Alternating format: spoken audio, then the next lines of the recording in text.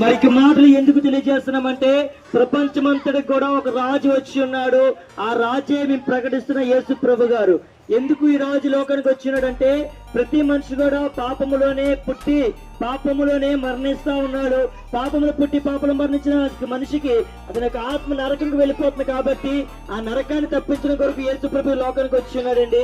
So ఇక మాట ఏం తెలియజేస్తున్నామంటే యేసు ప్రభు ఒక్కలే పరిశుద్ధంగా పుట్టి ఉన్నారు. యేసు ప్రభు ఒక్కలే పరిశుద్ధంగా ఎదిగారు. యేసు ప్రభు ఒక్కలే పరిశుద్ధంగా మరణించి మరలా తిరిగి లేచి ఆయన మరలా రాబోతున్నాడు. ఈ శుభవర్తమానం మేము తెలుసుకున్నాము.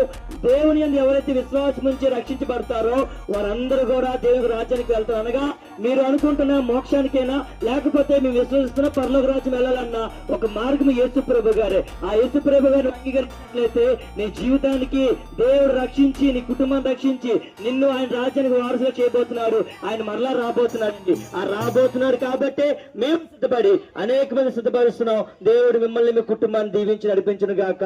మీ వ్యాపారాలు మీ పని దేవుడు దీవించును గాక. ఆమేన్.